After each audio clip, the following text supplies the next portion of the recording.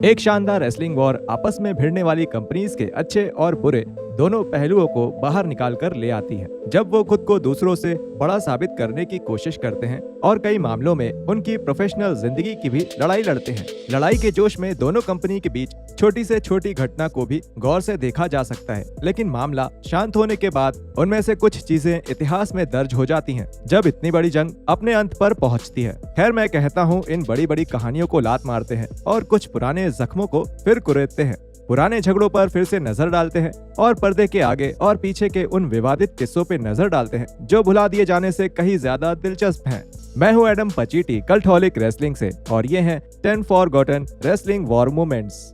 शुरू करते हैं। Join us. Number 10, Heyman sues WCW।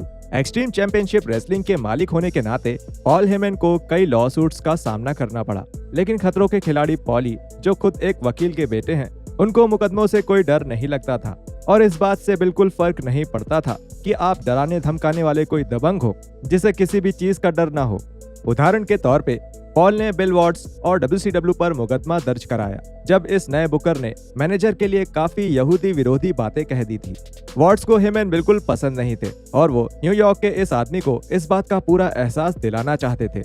ये कोई एक बार हुई घटना नहीं थी, क्योंकि काउबॉय कई बार भद्दे तरीकों से हेमन पे बरस पड़े थे। पॉल के कंपनी से निकाले जाने से पहले हेमन ने भी इसके जवाब में अपने पुराने मालिक के खिलाफ गलत तरीके से नौकरी से निकालने और नस्लवादी भेदभाव करने के आरोप में मुकदमा दर्ज कराया। इस विवाद को कोर्ट के बाहर ही निपटा लिया गया, जिसमें माना जाता है कि हेमन ने इतना पैसा कमाया कि वो आराम से ECW चला सके, लेकिन बस तब तक जब तक उनके चेक बाउंस नहीं होने लगे और लोग हेमन को नोटिस नहीं भेजने लग गए। हेमन को पूरा हक था वॉट्स और WCW के खिलाफ मुकदमा दर्ज कराने का, पर ये कई बार नजरअंदाज कर दिया जाता है कि इसने कैसे 90 के दशक में आगे होने वाली रेसलिंग वॉर्स को डिजाइन किया। नंबर 9, सेबल लिशियस। मुकदमों की बात करें तो सेबल ने काफी गुस्से में जून 1999 में WWE को छोड़ा था, जिसके बाद उन्होंने $110 मिलियन का मुकदमा दर्ज कराया कंपनी के खिलाफ यौन उत्पीड़न और काम करने के लिए असुरक्षित माहौल के मुद्दे पर। प्लेबॉय की कवर गर्ल उस समय दुनिया में सबसे हॉटेस्ट प्रॉपर्टी थी, दिखने में भी और असल में भी, जिसके चलते WWE के सबसे करीबी कंपटीशन WCW की नजरें उन पर थी। 14 जून 1999 के नाइट्रो के एपिसोड में इस ब्लॉन्ड बॉम्बशेल को पहली सीट पे बैठे देखा गया था। भले ही ना तो उन्हें सेबल और ना ही रीना मैरो नाम से बुलाया गया, लेकिन उनकी मौजूदगी ने दर्शकों के बीच जैसे भूचाल सा ला दिया और जिससे सिर्फ एरिना ही नहीं, वहाँ से कई मील दूर टाइटन टावर्स भी हिल गया। रीना अभी भी WWE के साथ कॉन्ट्रैक्ट में थी और उनके दूसरे शो पे जाने से विंस मैकमैन बिल्कुल भी खुश नहीं थे। रीना की वहाँ मौजूदगी केविन नैश के दिमाग की उपज थी, जिन्होंने सोचा कि रीना शायद मुश्किलों में फंसे WCW के लिए एक गेम चेंजर साबित हो सकती हैं। बिग सेक्सी ने यह ध्यान रखा कि टर्नर के कानूनी विभाग में कोई दिक्कत ना हो और विमेंस चैंपियन रह चुकी रीना ने ये बात कही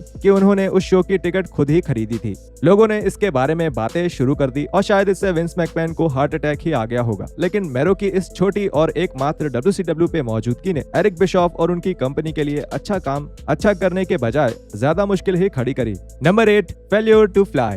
भले ही असल में TNA हमेशा नंबर 1 से काफी दूर रहा, लेकिन फिर भी उन्होंने कभी कभी WWE को पीछे मुड़ के देखने पर मजबूर जरूर किया। जैसा कि 2008 में रेसलमेनिया 24 के पहले जब डिक्सी कार्टर की कंपनी ने सिट्रस बाउल के ऊपर एक प्लेन उड़ाने का प्लान बनाया स्पाइक टीवी पर इम्पैक्ट का प्रचार करने के लिए। WWE की उस शहर में मौजूदगी के दौरान TNA ने बहुत प्रमोशन किया, लेकिन उनका ये बड़े बैनर वाला आइडिया पूरा नहीं हो पाया। उनका पब्लिसिटी स्टंट नहीं हो सका क्योंकि WWE को इसकी हवा मिल गई और उन्होंने इसको रुकवा दिया। उन्होंने उस कंपनी को ढूंढ निकाला जो वो प्लेन उड़ाने वाले थे और किसी तरह उन्हें प्लेन ना उड़ाने के लिए राजी कर लिया। एयरप्लेन कंपनी ने TNA के अधिकारियों को बताया कि वो खराब मौसम की वजह से उड़ान नहीं भर सकते हैं, जबकि कई और बहुत सी कंपनीज ने अपना banner showcase of the immortals के ऊपर उड़ाया। TNA साफ तौर पे अपने बड़े प्लान के बर्बाद हो जाने की वजह से नाराज थे, तो अगली रात रॉ के एरिना में उन्होंने एक बड़ी स्क्रीन लगा हुआ बड़ा सा ट्रक भेज दिया जिसमें TNA की क्लिप्स चल रही थी। WWE ने उस ट्रक को पार्किंग से बाहर फेंकवा दिया,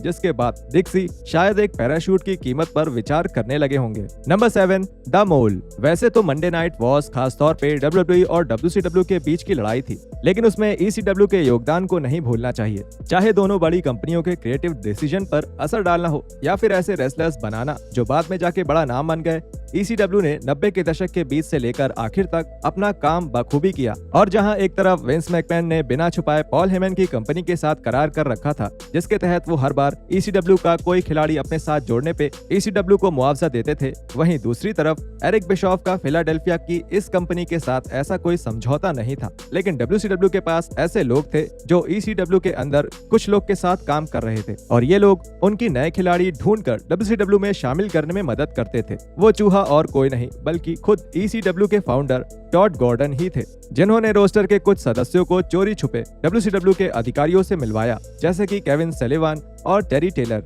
एक समय तो ये बात भी हुई थी कि ECW का WCW पर इन्वेजन का एंगल भी होगा।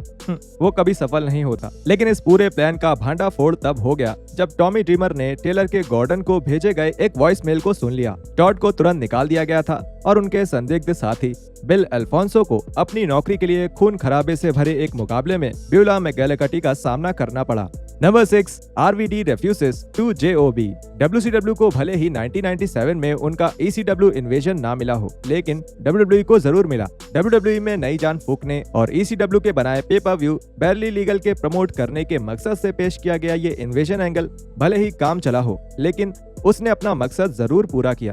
कंपनी की आपस की लड़ाई बैरली लीगल के बाद भी काफी हद तक जारी रही, जब Rob Van Dam Mister Monday Night के नाम से रॉ पर पहुंच गए, जिन्हें मैनेज कर रहे थे जेरी लॉलर। ये RVD और ECW के लिए खुद को दिखाने का एक अच्छा मौका था, लेकिन चीजें तब तेजी से खराब हो गईं जब द होल फ्लिपिंग शो ने जेसी जेम्स के खिलाफ हारने से मना कर दिया शॉटगन सैटरडे नाइट के एपिसोड में।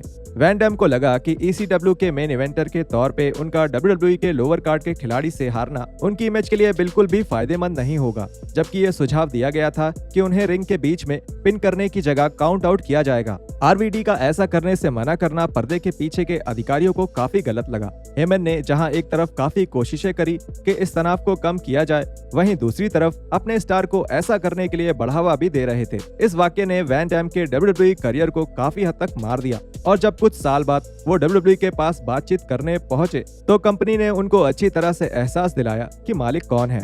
Number 5, cookie gate. क्या आपको याद है जब DX ने एक टैंक पे सवार होकर WCW पर धावा बोल दिया था? बिल्कुल, आपको बिल्कुल याद है, क्योंकि WWE ने ये वाक्य कम से कम 50,000 बार जो दिखाया है, और हाँ, वो वाकई में एक टैंक ही था।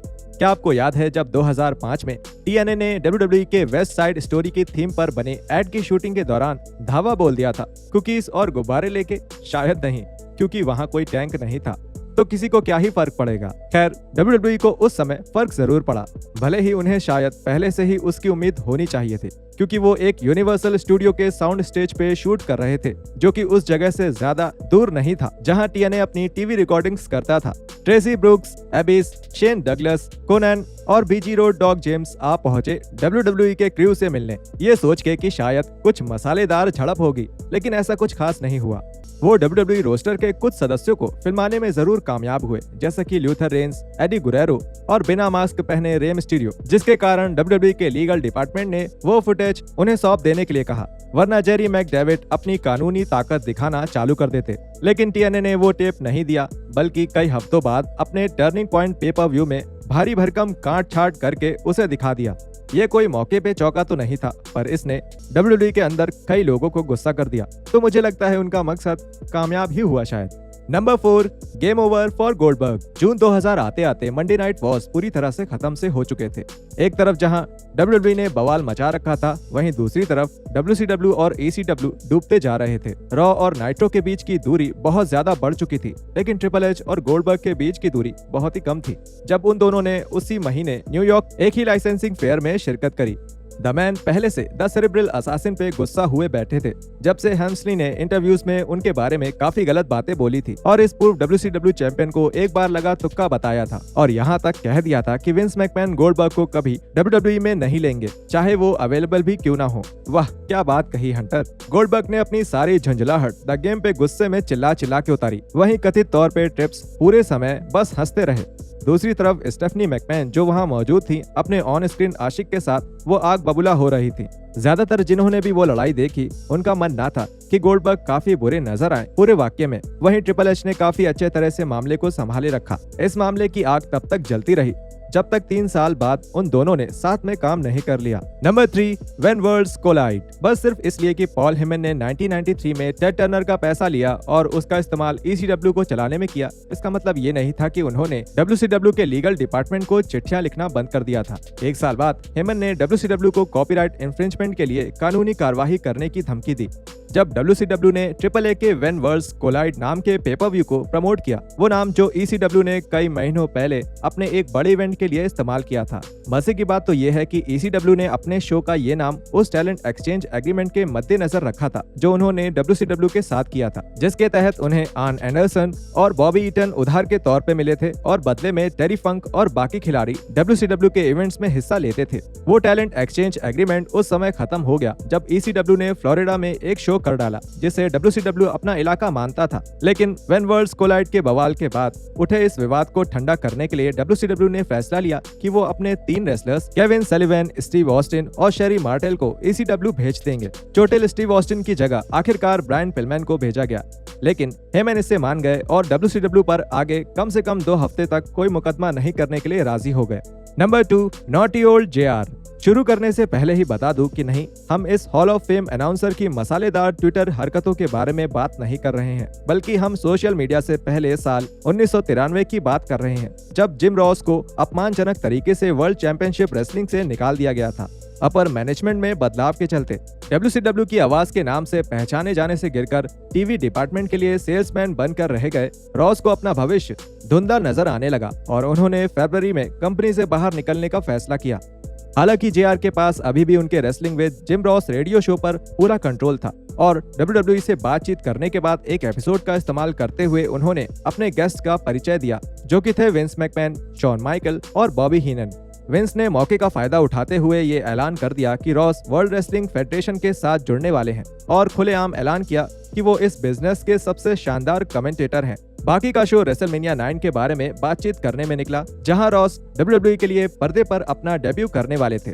यहाँ तक तो सब ठीक और बढ़िया है, लेकिन एटलांटा के WSB स्टेशन पे एयर किए गए इस शो का मेन स्पॉन्सर था WCW। बावजूद इसके कि JR को अभी तक अनौपचारिक तौर पे WCW के बाहर नहीं किया गया था, उन्होंने कानूनी कमी निकालते हुए WWE में छलांग मार ली और रेडियो पर अपने पुराने मालिकों का मजाक बना दिया। टर्नर ब्रॉडकास्टिंग के लड़के इस दानव से खुद को पूरी तरह से चारों खाने चित्त मान सकते हैं। Number 1, burning bridges and title belts. 2006 में TNA कंपनी ऊंचाइयों की तरफ बढ़ रही थी और इसलिए जब WWE ने ECW को दोबारा अपनी तीसरी ब्रांड के तौर पे लॉन्च करने का फैसला लिया, तब TNA के खेमे में थोड़ी घबराहट तो जरूर फैल गई होगी, खासकर तब जब उनके पुराने स्टार्स जैसे कि साबू और मॉन्टी ब्राउन इसमें शामिल होने के लिए तैयार हो गए। एक खिलाड़ी जो इसमें शामिल होने के लिए वापस नहीं आया, वो थे आखिरी ऑफिशियल ECW चैंपियन। बजाय इसके कि उस ऑफर को एक्सेप्ट करके विंस मैकमैन के लिए बाहर निकाले जाने के 1 साल बाद एक बार फिर काम करने के लिए वापस आए, राइनो और TNA ने अपने मौके का इस्तेमाल करते हुए जेनेटिक जैक हैमर को चुनौती दी।